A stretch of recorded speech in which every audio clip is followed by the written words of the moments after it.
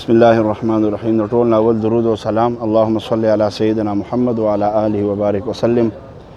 امام الانبیاء صلی الله علیه وسلم بچ بخپل دور کې کله جنازې منځونه کول دا مخامخ دیوال تاسو تخکاری هغه ځای پورې دا دیوال وړو کې دا مصلی الجنایزو د الله رسول با دلته کې د جنازې منځونه کول.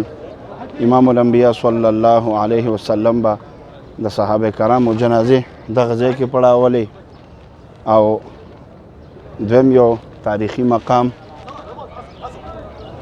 هغه د حضرت فاطمه رضی الله عنها باغ دی چې باغ فاطمه په نوم باندې و. اوس خو دوی دا ځای دلته نه ختم کړی دی خو د مونځ ټایم دی شرطې والا خلک مانځله لیږي. دا مخامخ چې کوم ځای تاسو ته ښکاري دا ایریا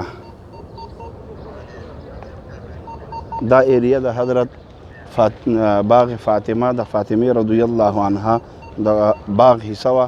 دلته نه به فاطمه رضی الله عنها دا به راوته دلته به کېناسته. دا د باغ فاطمه باندې دا ځای مشهور دی.